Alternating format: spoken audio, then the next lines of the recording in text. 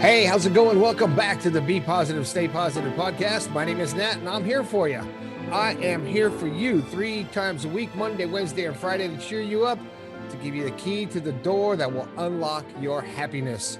And that's what I'm trying to do, trying to help you find your happiness, because it's all in there. We all got it. We all got it. Hey, if this is your first time here, welcome to the podcast. I appreciate you checking out the show. If you like it, share it with your friends. If you don't like it, share it with your enemies. Get the positivity out there. We all need it. Everybody needs positivity. That music you heard at the beginning of the show was by Robert Schultz from Schultz Music Publications. Check out all his music and publications at schultzmusic.com. And the book is done. It's going to be ready to order this month. I promise you, it's done. Whole new cover design. I just came up with a whole new concept. I'm loving it. It's called The Positive Perspective. You'll be able to get it in March. And I think I might even have a discount coupon going in with the book for a percentage off some merchandise from the store. So we'll see how that works. I don't know if we'll be able to pull that off. I hope so. Today I got a special guest today. I've found him on the internet there. Somehow I popped up on my feed, and I like comedy, and his name is Brad Bonar Jr., and he's from 1 Degree of Separation is the comedy show. And I'll read the mission statement real quick. It says, our mission is to bring dialogue, awareness, and acceptance to depression through laughter and vulnerability. We will kill the stigma of depression by creating an army of comedians to share stories of hope, happiness, and triumph. And that was a great intro. And so I'd like to welcome you to the show. Brad, how you doing? I'm doing all right, man. All right. Well, a quick synopsis of how we met. He popped up on the feed. I said he was funny. He commented back, and I said, "You're on the show." That was easy. It was a very exhausting, to get on here. Yeah, right. I'm glad you got into my busy schedule. I got you in there. So yeah. I had a few questions just to find out. What's the main reason? How'd you get started doing this with all these other comedians? First of all. So it's called 1 Degree of Separation, a funny look at depression and suicide. So it's a comedy show about depression. And there were a couple of things. I had a 5150 lockup. If you don't know what that is, that's an album Van Halen put out in 1986, or it's a 3-day lockup. And it wasn't long after that, I found a suicide note that I wrote in the 6th grade. Wow. And I thought, wow, I'm in my 50s and just really finally actually got a clinical diagnosis for depression. And since at least the 6th grade, I've struggled with it. And not long after that, I watched Robin Williams' special about Inside My Head. It's 2.5 hours long, about a documentary about his life after he passed away. And they don't even mention depression. Wow. Not even a topic, not even a subject discussed. And I thought, wow, they won't even talk about it. Comics will talk about anything. Yeah. I want to put together a show where 4 comics or a group of comics get up and answer a series of questions. And so then it was trying to figure out, all right, what is the show going to look like and sound like, and how's it going to be formatted? I had 3 other comics helping me develop it. And I interviewed doctors, psychiatrists, psychologists. I have a nephew who's a psychologist at a veterans hospital in the emergency department. And I asked him, what would you want to see talked about? If you were to go to an event where people are going to talk about mental health and mental wellness, and mental illness, what would you want to see talked about that nobody will talk about? Because comics, honestly, will talk about everything. And so from all these interviews, we came up with a format.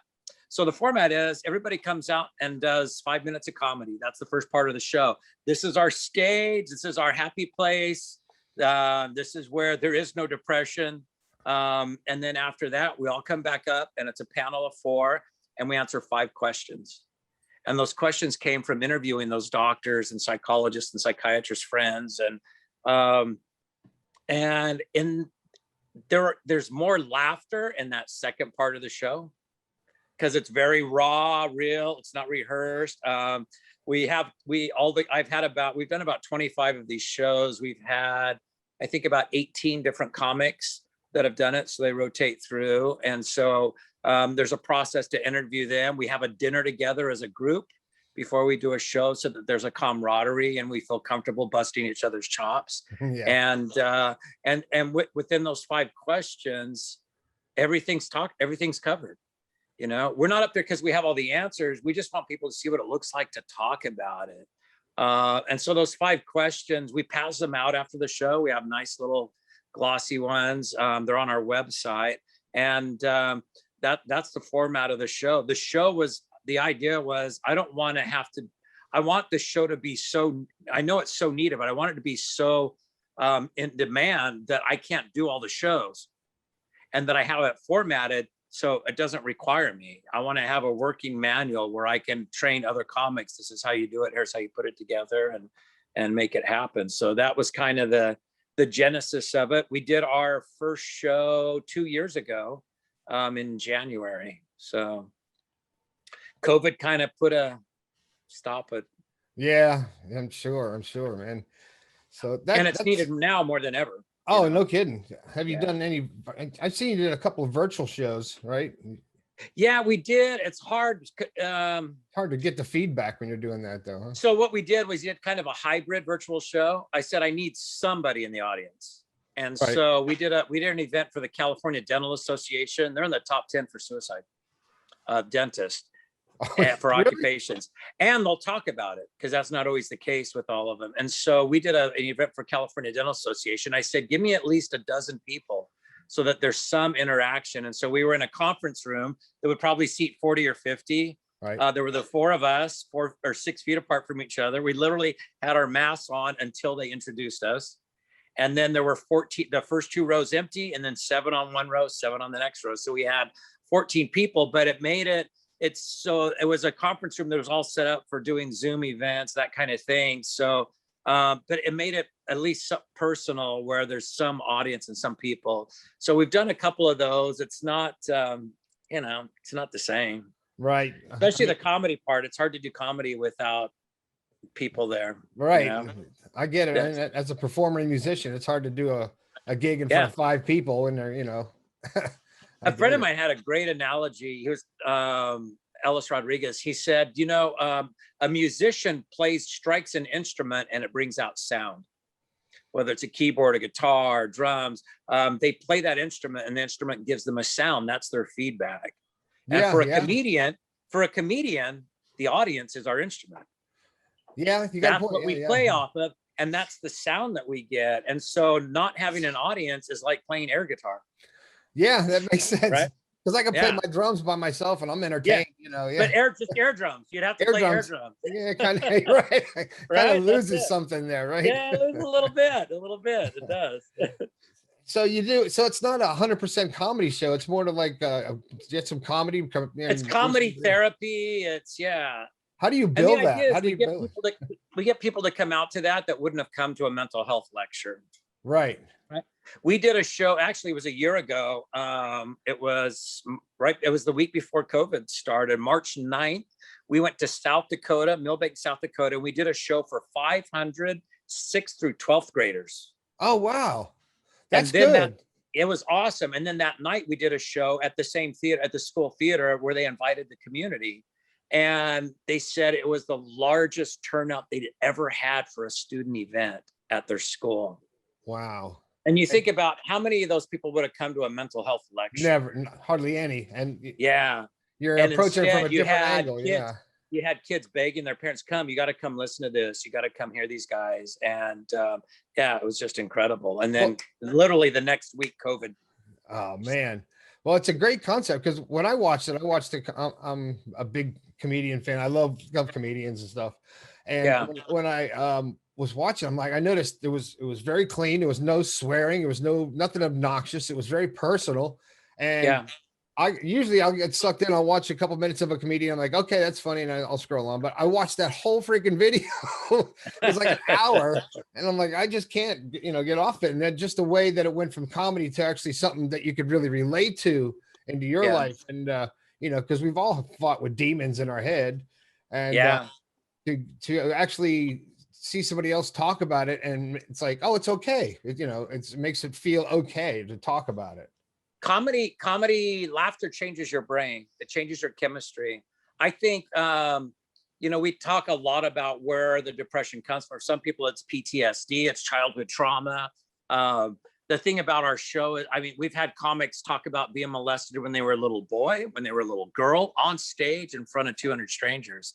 Wow. And it's very real and raw. And then we crack jokes and laugh at each other. But it's mine is just a chemical. I didn't have a bad childhood. My dad was a dick sometimes. That's all I got. Yeah. You know, everybody's dad was a dick growing up sometimes. But I have an for me, it's just a chemical. Yeah. I have like an addictive personality. So I had problems when I was younger, and I was in a touring band. We toured all over the country, and you know, it goes along with rock and roll. And so once I changed my life, though, it's just I realized I have the choice. I had the choice to be whoever I want, and I didn't want to be that person. And you know, but to talk about it on an open stage like that, I never did that. So to watch you open up and people open up on stage and talk about it and make it okay for the crowd, and it's like, okay, we're having fun, and it's a healing process too. People can actually, you know, heal through your show and the message that you're putting out there. Yeah, absolutely. That's great. For sure. So these five questions. What are the 5 questions? And these are questions before we start the show. I tell people, a lot of people that it's called 1 degree of separation, because if you don't struggle, somebody you know does. Right? Somebody you know struggles with depression. If it's not you, somebody you know does. If you don't know somebody, then you're just a horrible friend, and you don't really know people well enough. You're not paying attention. You're not paying attention. Yeah.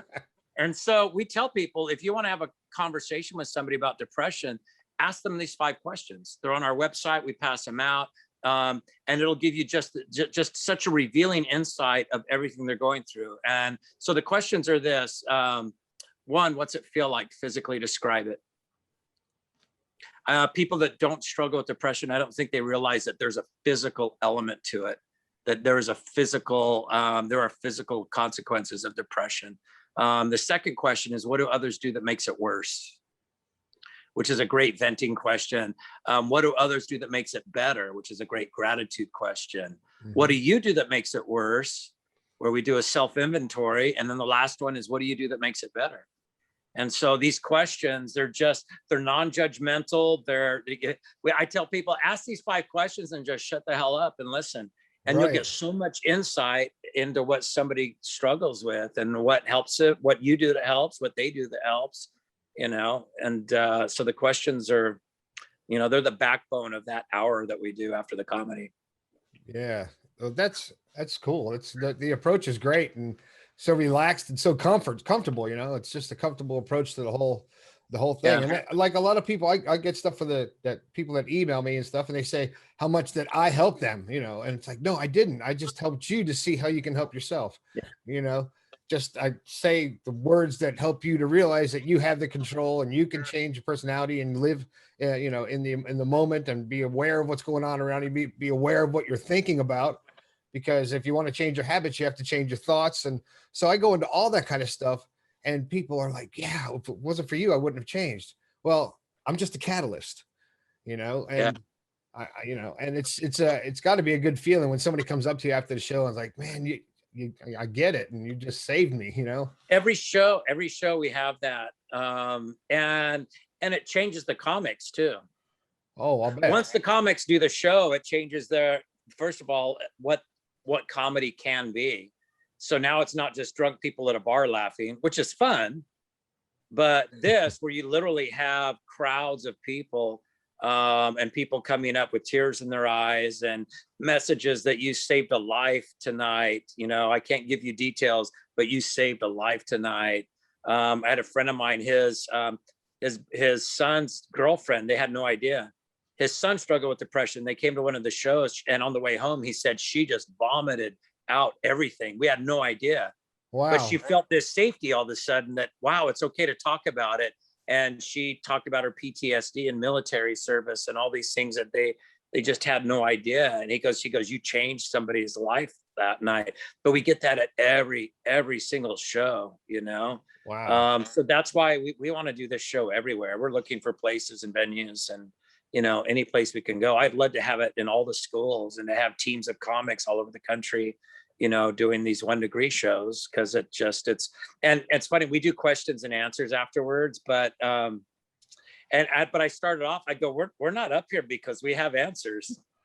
right? We're not up here because we know everything. Right. We don't even know. You can see everybody's at a different place. Some people are just figuring out their depression. Some people, it's the first time ever talking about it. Some have been, working it out for years in therapy and everything. But we're not up here because we're up here because we'll talk about it. That's it. That's why we're up here, because we'll talk about it and we'll have an open and honest, engaging conversation, and we'll let you in to see what that looks like. And that's what gets people. We just want people to start talking. NAMI has been at almost every single event we've done. They're the National Alliance on Mental Illness, and they're the largest grassroots mental health organization. So they've been, when we did our show in Kentucky a few weeks ago, we got the local NAMI there. We just chose in Utah, local NAMI. When we went to South Dakota, we used them. So they've been a great support. And that gives people resources. So afterwards, we're not just saying, okay, hey, go home, good luck. Right, yeah. Got Go you started. Home, don't kill yourself. I'll bet it's probably, is it going to get a little touchy now with how politically correct everything is getting? Not with this. I've talked to other comics and they're like, we don't even want to do it at some comedy anymore because everything you say, people are going to attack everything you say, but you're not mocking anything. No, we mock ourselves. And, we do make fun of some people, but it's funny. I start off the show. This is a true story. And it was maybe about 2 years ago, a 17-year-old girl sends my wife a text message. She says, I'm standing on the bridge. I love you guys. You'll get along fine without me. Goodbye. Oh, crap. Yeah. My wife had known this girl since she was 8-9 years old. And she gets this text. She hands me the phone. She goes, I don't know what to say to her. You talk to her. And I grabbed the phone. You got to realize we live 15 minutes from the Forest Hill Bridge in the foothills outside of Sacramento. It's the 4th highest bridge in the country, the 2nd most frequented bridge for suicides. Wow. Golden Gate's 3rd. So we're 15 minutes from there. So we get this phone call and I'm talking to her. I go, I know you don't want to die. I just want the pain to stop. I go, it's temporary. I go, where are you at? She goes, I parked my car. I'm standing on the bridge. And I said, what bridge are you at? And she said, Fair Oaks. I said, what avenue, Fair Oaks? She goes, yeah. I go, that's a shitty bridge to jump off of. It's like 40 feet high. And she starts to laugh. She goes, look, there's hypothermia. I go, it's not that cold. I've jumped in that river before. It's not that cold. Did you do some research to find out how cold it's got to be? How you're going to sprain your ankle and flop around for 3 hours waiting for hypothermia? And she starts laughing. She just starts laughing. I go, hey, why don't you come and hang out with us? We're doing karaoke with some friends at the winery. She goes, okay. I go, what are you doing? She goes, I'm walking back to my car. I'll see you guys in 20 minutes. That's great. And she slept on our couch that night. Wow. Laughter changed her brain. It does. From ready to jump to he's seriously busted my balls because I picked a bad bridge. What a unique approach. Most people be like, okay, and they take it so serious. You're like, you're gonna jump from there. You chose the wrong bridge. Yeah. That's a good story. But it does. Laughter changes, some of the most tragic and hardest times in my life. I've had good friends that call and snap me out of it. Yeah. I had a dog die. I think once in a lifetime you get one super incredible dog, right? And I had this dog, his name was Bandit. I was traveling so much when I had him. He did 200,000 miles on the road with me in 4 years. Wow. Flew with me, drove with me, every hotel, casino, comedy club, everybody knew Bandit. He was this incredible dog and he got into some poison. Somehow, that's all we can figure. We don't know how. He was always with me. And I had to put him down. Oh, man. And I was heaving, ugly, sobbing every day for a week. So a really good friend of mine calls me a week after Bandit died. He waited a week, which was good. And only a good friend could say this to you. And he goes, so what happened with Bandit? I said, well, we think he got into some poison. And he says, you think he did it on purpose? What? Like dog suicide? He goes, maybe he got tired of your show. Learn some new jokes. Maybe he'd still be around. And that was the best laugh I'd had in a week, right? Yeah. Uh-huh. Like that seems insensitive to people on the outside, but the truth is being sensitive is being aware of people's feelings and what they need and he knew I needed that laugh, right? Right. Oh yeah, that's great.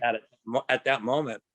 So a few years ago, his nephew drowned, 19 years old.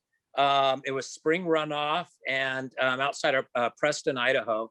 And they think he went in after his dog. He had a 6-month-old pup, and they found both the 19-year-old and the pup. They found both their bodies in the river. So they think he went in after the dog. And so I waited a week because he waited a week for me. Uh-huh. And then I sent him a text message. Hey, you think his dog did it on purpose? Oh, man. And what I got back was, okay, that made me laugh out loud, and you're a dick, which is pretty much what I was going for. It's a good friends are for, right? Those are your real friends. Yeah. Right. You need people like that you can, that can check you and that can pull your head out when you're in despair. And yeah, yeah. I've always laughed and joked and been the class clown in school, and always trying to make people happy, even at my own expense. Yeah. And sometimes it didn't really get to me that much. I don't know if I'm just not sensitive or whatever, but if I can make someone else happy, then it makes my day. It just makes my day. Yeah. So I really think looking back, for me, it was medication. That was my medication.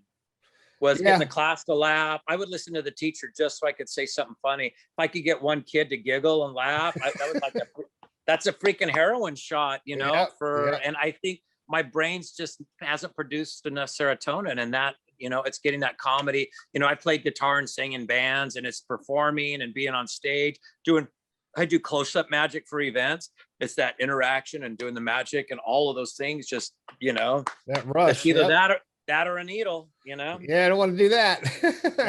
No. Life's too short, man. Yeah.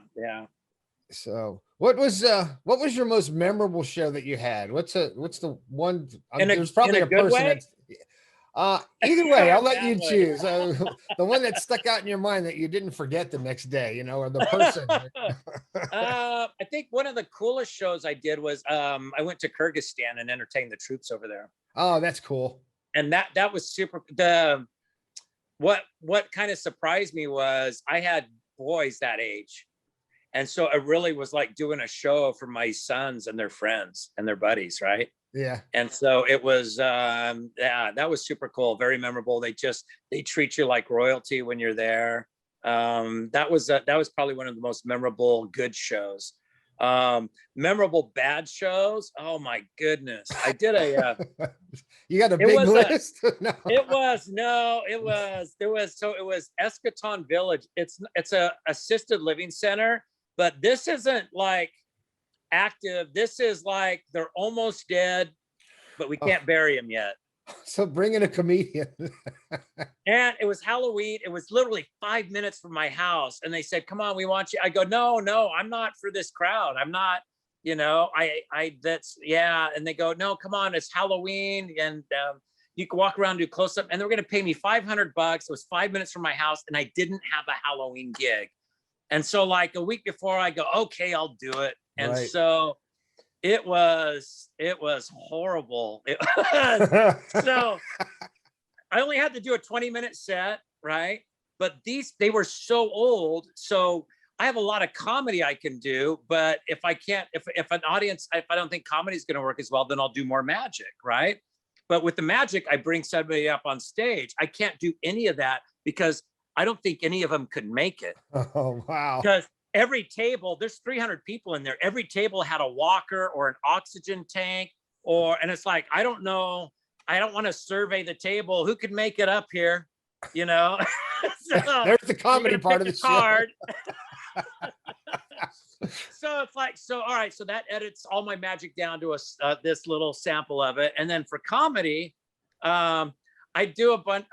I would do comedy about having 4 kids. And I'd say, I'm happy to be here. I've got 4 kids. I'm happy to be anywhere. Right. Really. Because 4 is too many. Yeah. And I start doing that and they moan. He doesn't like his children. And it's like, I don't have anywhere else to go. I've got to keep it squeaky clean. It's like, I've got to do this material, whether they And so it's like, yeah, I've got 3 boys and a girl. We've decided 4 is too many. We want to get rid of one, but it's hard to decide which one you get rid of once you have them. Oh, 300 old people waiting to die, moaning. Not horrible they weren't man. laughing. They were moaning at my jokes. Like, oh, it's like, oldest boy is my namesake. Youngest boy, he's our baby boy. We got to keep the girl. We're thinking probably that boy in the middle. He's the one we're going to get rid of. Oh, no.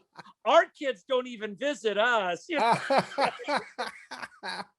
And at some point, it became surreal. I remember just talking. My mouth it's like automatic. And I'm just looking around like, why? So 10 minutes into my set, I got to do 20. 10 minutes in, this old couple, they're right in the middle at a center table in this room of 300. Old couple, they stand up, they walk straight towards the front of the stage.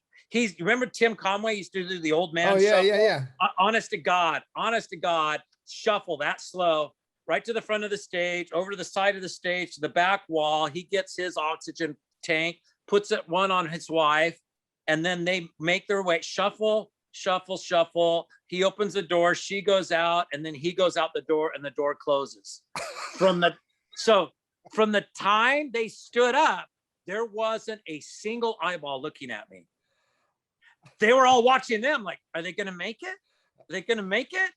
And I'm looking, and I'm looking for anyone. Nobody's looking at me. I'm still talking, and nobody's looking until that door closed behind him. Then the whole room was like on swivels. Whoop, and they were like, oh, he's still here. So it was a horrible, it was like 20 minutes of just absolute misery. And I told him I didn't want to do it in the first place. So that's hilarious. That one stands out. Yeah, I guess so. Yeah. Oh, wow. Well, what'd you say? You had like 18 different comics you've been doing, and the idea of franchising it, like kind of having it all over the place. That's a pretty cool idea. Yeah. I think, I just think if I got, just a couple of school districts here in Sacramento, how many high schools is that? How many middle schools is that? And how long would it take to get to all of those? That's just, and so if I were to get something larger than that for, a school district region, and we want you to do all the high schools and middle schools, I went and toured Folsom Prison. And so we were talking to them, this is before COVID, about doing the show. There's 124 state facilities in California. And if I did the show once for each one, that's doing 2 shows a week for a year, wouldn't get to all of them. Wow. So you start looking at math like that. It's like, if I got something like that, if I got a contract like that, that would take all of my time and I wouldn't be able to do any other. And so I just, before we ever did the first show, I wanted this to be structured where the show's not about me. It doesn't need me to host it. I can have other comics. I can train them. And I have an operations manual. This is how the show goes. This is how it runs. Here's points you need to make. Here's the 5 questions. Here's how you keep track of your time, and coach them on how to MC it and, moderate it and have it freaking everywhere. Yeah, you need somebody to market all the schools once they start going. Are they going back to school out there in California yet? They in school? Some are, some aren't. You still have teachers unions, so it depends upon the county that they're in and the school district. So because these kids, my daughter, she's going to be 14 this year, and she's been at home the whole time, and I see, and she's a positive person because we're that kind of household, but it's just taking its toll. You can tell that it's taking its toll on her friends and her. Yeah. Absolutely. And so to have something like that, when you said you did it for a school, to have all these kids it was 6th through 12th graders, 6th through 12th graders. And that's the age they need it, even younger than that, but, 6th through 12th graders. And it was funny. We were in Millbank, South Dakota, this Catholic, very conservative town of about 2,500, 3,000 people. And one of the comics I brought with me, she's super dear friend, and she's very butch, gay. And so I don't know why I decided to take a gay comic with me to South Dakota, but it was meant to be. And so when I introduced her, I said, well, I don't know if you have a lot of gays here in South Dakota, so we brought one with us. I go, she's a California gay. They're easier to spot than your South Dakota one. So let's give a big round of applause for Sydney Steiger. Oh And man, that girl had a posse around her after the show. I'll bet. She had just this posse of girls around her going, it's hard to be, to be gay and be in a small town. And, she'll talk specifically about being gay and her depression. She thought that's why she was depressed, was because she hadn't come out. She wasn't being honest about who she was.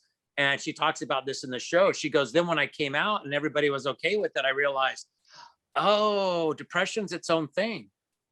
It's its own thing. Yeah. And it's not because I'm gay, and it's not because of that struggle that I've had with that. It's its own thing, and I need to address it. And after doing our show, she started going to counseling and is getting on medications, and it just changed how she deals with her depression from being on the show.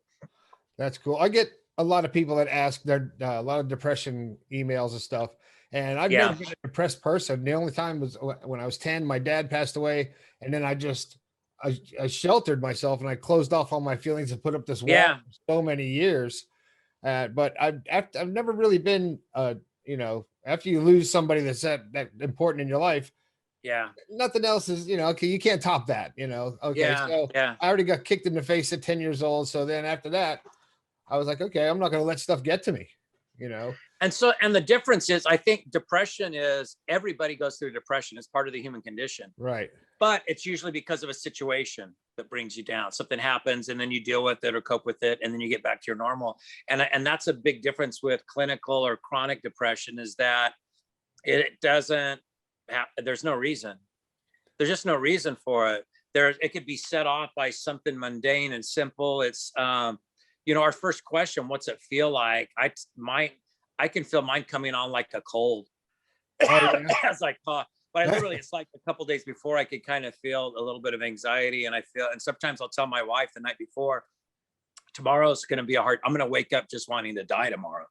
Wow. I won't say it like that. I'll just say tomorrow's going to be a hard day, but that's what, and I could just feel, I could feel it coming on for a few days, and it doesn't make sense on paper. You can do the math. Everything could be great in life and everything's wonderful in marriage and kids, and then it just shows up.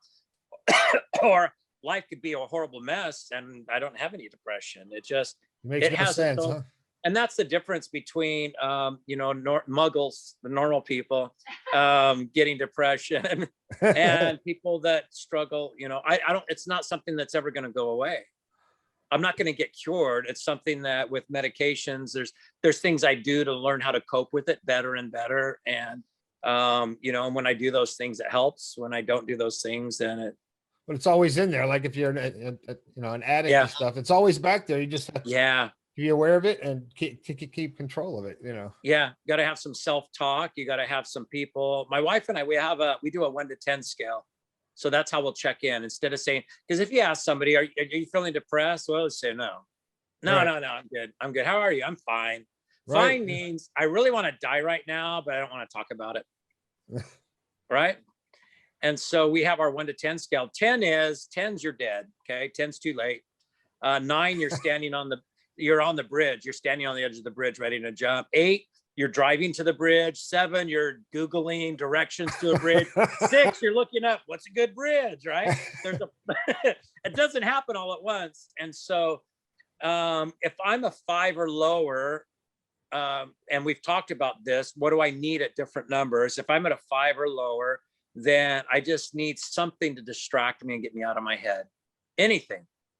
I could call my son and just hear him laugh. I could call my daughter. I could talk to a buddy. I don't have to talk about my depression. I could go on a motorcycle ride, pick up my guitar and play music for an hour or two. I can do things to get it out of that. Higher than 5, now I've got to talk to somebody about it. Right? If I'm at a 6, 7, or 8, I've got to talk to somebody about what's going on in my head. I have to talk to a friend that struggles, or one of the comics, from our show, or my wife, or, a really close friends that understand, hey, here's where I'm at. And you got to have those. You got to have 3 or 4 people you can call, because people are busy. They don't always pick up. Right. And and if you're standing on a bridge, you want, someone to up and say, you didn't do your research. Yeah. But a lot of times when people email me and ask about depression stuff, whenever I feel that way, for me, I'm just my wife thinks I'm nuts anyway. I just like, I say I'm not going to be that way. So I flip a switch in my brain and I can totally control my emotions. Really, Yeah. it's not like a mask or a shield or but I'm it's just weird. I'm like, "No, I don't want to be pissed off." And then all of a sudden, I'm all happy and stuff. And my wife's Yeah. like, cuckoo. She's like, she thinks I'm crazy. I'm like, a little bit, you know, but Self-talk is important, I'm not, It is. I do a lot of that, a lot of self-positive talk. But when people ask me, when they say they're depressed and they ask for suggestions, I'm like, okay, I've never, I tell them what I would do. And sometimes they're like, that's bullshit. I just can't do that. I can't just turn off that switch. So then I have to get in a deeper conversation. I learn more about it as I talk to them. And they, 5 questions. yeah, I'm Honest to gonna God. use that. Just 5 Usually they questions. end up telling me so much about what to explain it that they solve the problem themselves. Yeah. And that's what the 5 questions will do. Cause you're going to ask them, what do others do that makes it better? What do they do that makes it worse? What do you do that makes it worse? Right. And people go, oh, I drink too much and I've been doing this. Well, don't do that. Right. And then what do you do that makes it better? And it really, we had a guy, my wife and I, we own a kickboxing fitness franchise, 9 round. And we had a guy that cleans our windows and he has a teenage son who struggles with depression. And he was talking to my wife about it. And he goes, it's just so hard to talk to him and know what to say and all that. And then my wife gave him the 5 questions. Here, take this next time. And so the next time he came to do our windows, he had a story. One of his son's friends said, you need to read this suicide note that your son was writing. And it showed it to the dad. Wow. And he was pissed off. And he went into his room and he goes, what the hell's the matter with you? What's so bad about you? And he stopped himself and he goes, hold on a second. And he went back and he grabbed the 5 questions and he just said, what's it feel like? What do others do that makes it worse? And he went through the questions and it was the most intimate, real conversation he'd ever had with his son, because those questions they're not judgmental. You're not giving suggestions, you're just really getting them to really evaluate and look at what makes it better and worse and what you can do as a friend. And, it's funny. One of our comics, Arnie States, he's a big guy. He goes, people tell me to exercise. I'm fat. That's not going to make me happy. Yeah. Well, that's cool, man. I really respect what you're doing. And if anybody missed it, the website is 1 degree of separation.life. Yep. 1 degree of separation. It's really cool. Really cool. So you got any shows coming up that you got planned yet? Or are we still waiting to get out of this pandemic? I've got comedy shows. I'm going to be in Ogden, Utah on the 26th, 27th at Wise Guys there this month, March. We've got a show this Sunday in Roseville outside of Sacramento at House of Oliver. So regular comedy shows, but I don't have any 1 degree shows on the book right now. So I need to get on the phone and start. It's hard because places don't want to commit, to having a show and spending the money because they don't know if they're going to be able to do it live or virtual or what. Right. They just don't know right now. So hopefully this next year will open up, but we want to do our show every place, every school. We did a Sac State University. We did a show for VSP Global. They have over 15,000 employees. We did a show at their corporate headquarters and they broadcast it. Wow. We did NASPO, the National Association of State Procurement Officers. So we did a show. We went to Kentucky and did a show for their national organization. So we've done shows for first responders. We did the Pride Festival in Sacramento. The thing is, I could tailor the show for whatever group. Right. I can do all veterans. I could have a 1 degree show that's all veterans comics that have all served military. I've got law enforcement comics, nurses. I've got just about any type of restaurant industry. We did a show for the Restaurant Association in Sacramento. So we're open for anything, any place, anywhere. If you go to our website, my email address is on there. I'm pretty easy to find. My phone number's on there. So. All right. I'll put all that stuff in the show notes and stuff like that. And cool. And I'll promote the crap out of this once I edit the video. And all right. But Brad, man, it was really cool talking to you. It's great meeting you, and looking forward to seeing some more of your comedy. And I haven't seen it. Did you do any magic on this show? I don't think I saw any magic on any of the videos. I might have done just some goofball magic stuff. Close-up magic is the most fun. It's hard because it doesn't really translate to TV, but that's the most fun magic to do right in front of your face. Yeah. Yeah. Well, cool. Well, you're an inspiration, man, and what you're doing is a really good thing. And I Thank you. wish you all the success in the world. Awesome. Thanks, man. All right. Thanks for doing it.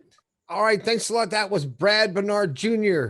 from 1 Degree of Separation, the show, comedy show. Great show. Awesome. All right. That's it. That's the show. I hope you had a good time. That was a little different. I enjoyed having him on the show. If you like me having guests on the show, send me a text message. Say more guests, 304-506-3332. And I'll see if I can get some other, we got a few other people that want to be on the show, but it's up to you if you want to hear other people talking about different things other than me being positive all the time. All right. So thanks for Brad for coming on the show. I appreciate him doing the show for 1 Degree of Separation. My name is Nat. This has been the Be Positive, Stay Positive podcast. I think we can all do a little bit better. I'll talk to you later.